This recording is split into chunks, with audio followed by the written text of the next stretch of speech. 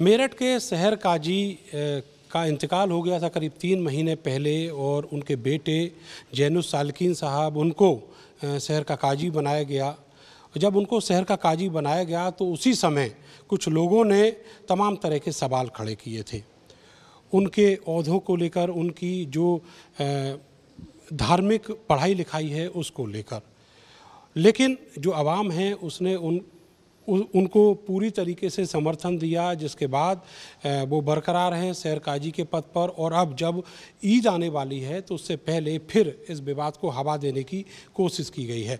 Sir, मैं आपसे सीधे जानना चाहूँगा कि जो एलिगेशन उन्होंने कल प्रेस नोट जारी करके लगाए हैं, जो ईदगाह की कमेटी है, वो क्या हैं और आप उसकी सफाई में क्या कहना चाहते हैं?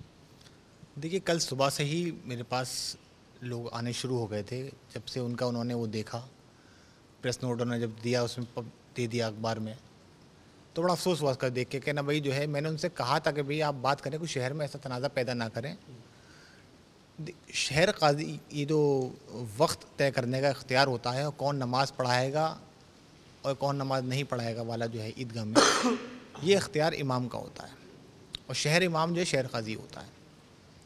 ये शरई मामला है ये जो है, तो इसे तय करने का जो अधिकार है वो शहर काजी के पास होता है, और मैनेजमेंट कमेटी के पास जो है इसके मैनेजमेंट का अख्तियार होता है कि भाई साफ़ सफाई का सारी चीज़ें कैसे देखनी है वो। तो हमने उनसे कहा था कि आप अपना काम देखिए, और इस मामले में जो है आप जो है कुछ हस्तक्षेप ना करें। आप जो है ये हम जो है हमारे पर छोड़ दिए आप। मगर कुछ लोग जो हैं आप चाहते हैं कि शहर में माहौल ख़राब हो और दोबारा से भाईचारा आपसी जो है वो ना रहे, वो जो है इंतशार पैदा हो, शहर में एक माहौल बना रहना चाहिए, ये वो चाहते हैं। मैंने उन्हें फ़ोन भी करे, उन्होंने मेरे फ़ोन भी रिसीव नहीं करे। मैंने बहुत कोशिश करी कि मामला जो है ऐसा ना है, मगर उन्हें अखबार में जाने का बड़ा वो था।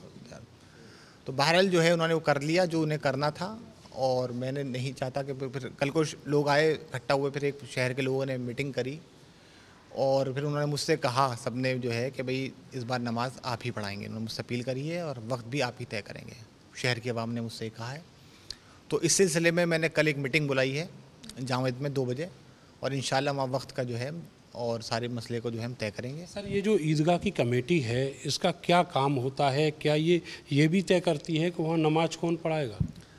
मैंने आपको जैसे बताया, ईदगाह कमेटी का काम है मैनेजमेंट देखना, साफ़ सफाई देखना, पानी का इंतज़ाम देखना, शामियानों को देखना, सफ़े बनाना, उसका रख रखाव करना।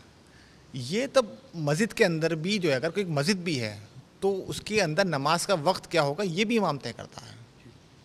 अगर वक्त बदलना है, जैसे मौसम के हिसाब से वक्त बदलता है, तो उसमें भी जो है वो इमाम करता है, वो उसमें कमेटी का कोई वो नहीं होता। ये तो ईदगाह का मामला, शहर का मामला, इसमें तो शहर काजी का ही हुआ। अगर ये नहीं तो फिर मैं काम क्या है, मैं दूसरा मैं तो मुझे ये कि ये कहना, ये तर्क देना कि वो हाफिज नहीं है, उन्होंने प्रोनाउंसिएशन उनको अच्छे से नहीं आता उर्दू का, तो ये तर्क क्या है?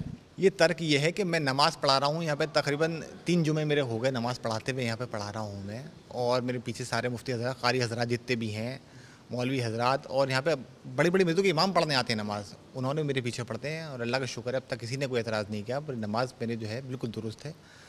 और बाकी इसके बारे में आप जो है मुफ्ती हज़रात से जो है आप मालूम कर सकते हैं कि नमाज़ कौन पढ़ा सकता है, कौन नहीं पढ़ा सकता है। चलिए, आपसे ही जान लेते हैं। ये बताइएगा कि साहब, कोई क्वालिफ़िकेशन होनी चाहिए नमाज पढ़ाने के लिए? अगर होनी चाहिए तो वो क्या है? क्या वो शहर काजी साहब ने हासिल की हुई है? अभी फतवा उन्हीं का मंगाया फतवा है, उसमें साफ लिखा हुआ है कि जो आदमी कुरान करीम सही पढ़ता हो उसके लिए डिग्री होना ज़रूरी नहीं। नमाज में जितना हम कुरान जो आयतें हमारी इतनी सही पढ़कर नमाज को अदा करा दे तो उसके पीछे नमाज हो जाएगी। तो इतना शहर काजी साहब ने 3 जुमे पढ़ाए, काफ़ी लोगों ने यहाँ नमाज भी पढ़ी है। तो जितना कुरान करीम पढ़ना चाहिए उन्होंने पढ़ा। लोगों ने अगर वो गलत होता तो इतने लोग गलत बताते उसे। तो जितना कुरान पढ़ना चाहिए उन्होंने पढ़ा सही। तो यही असल है कि नमाज के लिए डिग्री होना ज़रूरी नहीं है। इमाम सर, उनका ये कहना है, जो ईदगाह कमेटी के जॉइंट सेक्रेटरी जो भी हैं, उनका ये कहना है कि साहब वो जो हैं वो अभी ये जो हाफिज होने चाहिए वो नहीं हैं, और उसके लिए ये बहुत ज़रूरी है क्योंकि उनके पीछे हज़ारों की तादाद में वो लोग होते हैं जो इस विधा के जानकार हैं या वो प्रीस्ट हैं अलग अलग मस्जिदों में। हाँ, तो मैंने आपको बताया ना कि कुरान करीम पढ़ सकता हो इतना कि नमाज़ पढ़ा सके हो, तो वो भी उसके उन आयतों का और उन सूरतों का हाफिज ही हो गया, जिसने उसको याद करके बग़ैर देखे नमाज में पढ़ दिया, तो उन आयतों का और उन सूरतों का वो हाफिज ही हो गया जितना उसने पारा हमें ज़रूरत थी नमाज में पढ़ने की। तो जब उसने बग़ैर देखे पढ़ा तो वो उन चीज़ से खुद हाफिज़ हो गया। ये तो प्रैक्टिस वाली चीज़ हुई ना, कहीं कहीं ऐसा तो नहीं है, ये तो प्रैक्टिस वाली चीज़ हुई। इसके लिए किसी एजुकेशन इंस्टीट्यूट में जाने की ज़रूरत होती है क्या? नहीं, ये भी तो आदमी पढ़े, जो आदमी सूरत पढ़ेगा नमाज के अंदर वो याद करके सीख के तो पढ़ेगा, उसे भी बग़ैर सीखे बग़ैर उसके थोड़े पढ़ लेगा कोई। तो जो बुजुर्ग हैं या उनसे सीनियर हैं, उस विधा के जानकार, वो बता सकते हैं, सिखा सकते हैं। जी बिल्कुल भाई, जब वो सीखेंगे तो किसी कारी से, किसी हाफिज़ से ही तो सीखेंगे उन सूरतों को, और उस सीखने को ही पढ़ना कहते हैं, उसे हाफिज़ होना कहते हैं। अच्छा सर काजी साहब, आप इस हुए और आपका जो है सहारनपुर हुआ और मुजफ्फरनगर हुआ, यहाँ पे काजी भी जो है वो आलिम नहीं है, नमाज़ पढ़ाते हैं। नमाज़ पढ़ाना एक अलग चीज़ है, वो अलग मसला है। वो नमाज़ पढ़ा सकते नहीं पढ़ा सकते, शहर काजी हैं। सर मैं फाइनल एक सवाल आप देखिए, सलमान साहब और अनस साहब हैं क्या, पहले ये भी क्लियर मतलब पता चले ये कौन किसके बारे में बात कर रहे हैं। सलमान साहब कौन, उनकी बात कर रहे थे आप?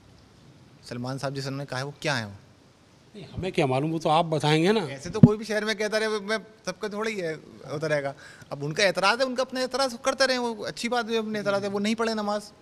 उन्होंने जो है अच्छा खासा टाइम मतलब वाले साहब के सामने भी जो उन्होंने एक हरकतें करी, सब वो करा, वो करते रहते हैं। वो उनका पुराना है, वो कोई ऐसी बात नहीं। वो जो कह रहे हैं कहते रहे, उनका पुरानी प्रॉब्लम है। तो सरकार जी साहब, मैं ये जानना चाहता हूँ, आप उस ओहदे पर हैं, पूरे शहर के लोग आपकी तरफ देखते हैं। फाइनल मेरा एक सवाल आपसे ये है कि ये जो डिस्प्यूट बार बार पैदा होते हैं, इनके इफ़ेक्ट क्या हैं और ये कैसे ख़त्म किए जाएँ, उसका तरीका भी बताइए। मैंने तो देखिए हर तरह से आपके सामने तक कोशिश करी कि ना कि कोई शहर में इंतशार पैदा ना हो। मैंने आपको फ़ोन में दिखाया कि मैंने कॉल पे कॉल करी कि भाई जो है किसी तरह शहर में जो है मामला ऐसा पेश ना आए कि आपस में फिर जो है ऐसा लगे दो भाड़ जो है दो त्यौहार आते हैं, प्यार मोहब्बत के त्यौहार, खाम उसमें एक नया मसला वो लेके बना के बैठ जाते हैं, अपनी अना का बना के। वो जो है आप सबसे बड़े आलिम में कह दिए, आप कितना मानो कि तो है ही सबसे बड़ा काबिल आदमी, हम कोई नहीं उनसे बड़ा काबिल आदमी, और क्या कह सकता है, हम ही नहीं है तो और क्या कहेंगे। अच्छा, ये जो चीज़ें पैदा होती हैं, इसका इफेक्ट क्या है? बिल्कुल आपके सामने सारे इफेक्ट, पब्लिक परेशान होती है, समझती, उसकी समझ नहीं आता क्या करे, क्या कहे। वो जो है खुदा न खास्ता कोई बात हो जाए तो दिक्कत आती है, अच्छा नहीं लगता, सब ये तमाशा बनता है मुसलमानों का। बहुत शुक्रिया हमसे बात करने के लिए। तो शहर काजी जिन्होंने साफ किया कि जो भी लोग हैं उनको कन्वेंस किया है, इसके अलावा पुलिस प्रशासन को भी इस पूरे मामले से अवगत करा दिया गया है, और कल जो मीटिंग होगी उसमें ये तय होगा कि ईद पर जो नमाज होनी है उसका वक्त क्या होगा और नमाज कौन पढ़ाएगा। कैमरा सहयोगी सानू के साथ मैं नरेंद्र, भारत समाचार, मेरठ।